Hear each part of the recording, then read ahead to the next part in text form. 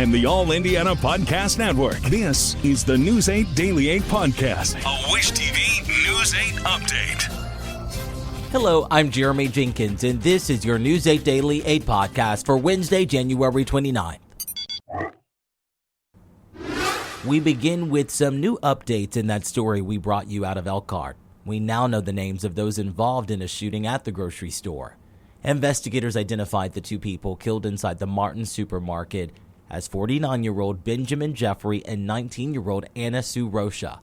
Rocha was an employee at the store, while Jeffrey was just shopping when the incident happened. Police officers Paul Vanderberg and Ethan Pasternak were injured in that shootout with suspect Juan Sanchez outside the store. Sanchez was killed in the shooting. Both officers are expected to recover. Governor Mike Braun has ordered state law enforcement agencies to cooperate with federal immigration officials in the midst of the Trump administration's increase in immigration sweeps across the country. News 8's Garrett Bergquist reports. Indiana law already requires law enforcement agencies to cooperate with federal authorities. Braun says today's order is meant to reinforce that. The governor's order comes as federal authorities are arresting thousands of suspected undocumented immigrants around the country. This executive order is about putting the spirit of Indiana behind what most Americans are for. The order directs statewide law enforcement agencies, such as the state police, to notify the State Intelligence Fusion Center if they believe a criminal suspect is in the country illegally. The order is limited to people with a criminal history or those suspected of a felony, espionage, or a public safety threat. The Fusion Center would have to notify Immigration and Customs Enforcement if its investigators conclude the information is valid. After that, it's up to ICE.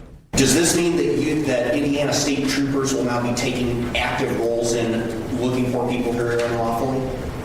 So when it comes to, we're going to do what the federal government asks us to do that's reasonable to help find the most egregious examples of illegal immigrants that have committed egregious crimes. And I'm going to direct any of our authorities to not resist, and hopefully they'll be compliant on their own. We ask our local law enforcement officers to do a variety of things. We ask them to pick up the stray dogs. We ask them to be social workers to mental health issues. We ask them to take care of our homeless. We ask them to prevent crime. We ask them to intercept crime. We ask them to deal with drug issues. And now we're asking another aspect of them. Garcia Wilburn says Braun's order doesn't really change law enforcement's day-to-day activities, but she says it could erode immigrants' trust in law enforcement. And those partnerships are critical because when somebody helps police to solve a crime, that puts their immigration status at an entire another level. The federal government has long-standing relationships with expediting people who are cooperating. Also today, Braun says he plans to continue the Indiana National Guard's deployment to the southern border. About 50 Indiana National Guard soldiers are currently on duty in Texas. At the State House, I'm Garrett Bergquist for Wish TV, wishtv.com, or follow us on Facebook for updates. Republican lawmakers are pushing a bill that would require county sheriffs to work with federal immigration officials under a program known as 287G. A state house committee is reviewing a proposal that would force county jails to hold undocumented immigrants who commit crimes until ICE picks them up and starts the legal process. Critics are calling this measure unnecessary. When you look at, the whole state, there are many in law enforcement agencies, and not a single one has implemented this program. That's very telling. It's just not necessary. The focus of 287G is about training, and it's that training that avoids those kind of misunderstandings and the creation of mistrust.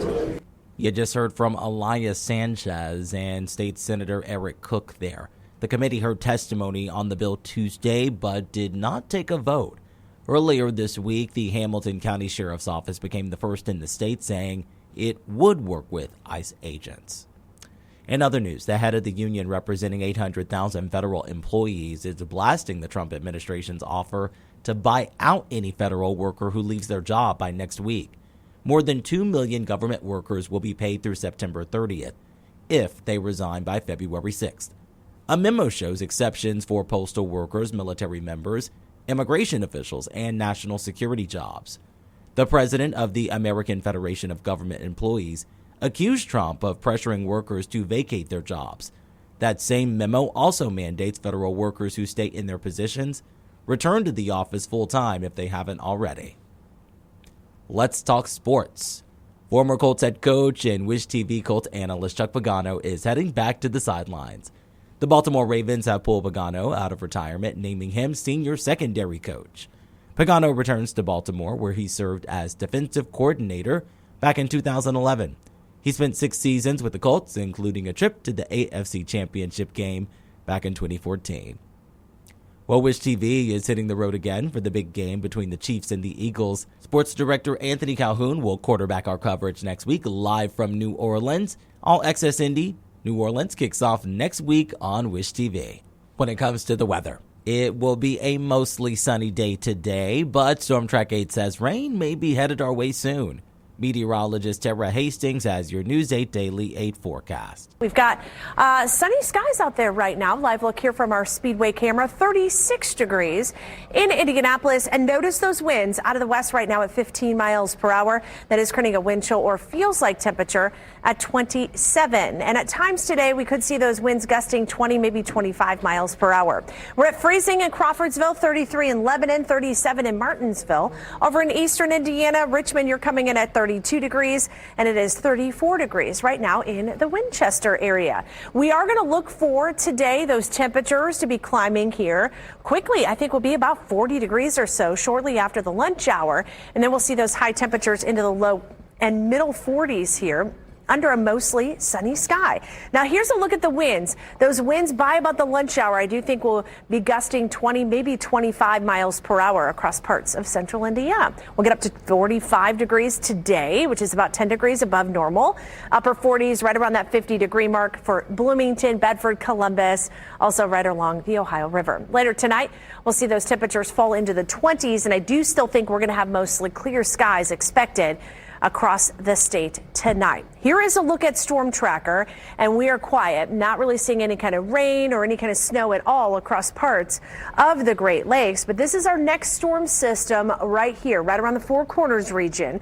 It is going to move across parts of Texas, kind of gain some of this Gulf moisture, and then move across parts of Indiana as we head into the day tomorrow. So the first part of the day tomorrow will be dry, but then we're going to be tracking this system that is going to move across the state. So here's the upper level, the winds in the upper levels of the atmosphere, and you can kind of see where we get this little dip in the jet stream right here. That's going to move in, and that is going to bring us that rain moving in across the area on your Thursday. So let's time things out for you here on Futurecast.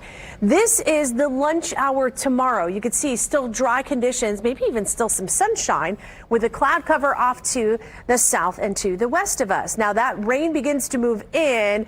This is right around the time frame about 5 o'clock or so. So right around the evening commute, we'll look for some light showers here across parts of Indianapolis. And then maybe where we see some of these yellows and oranges, some thicker rainfall, some moderate to more heavy rain at times.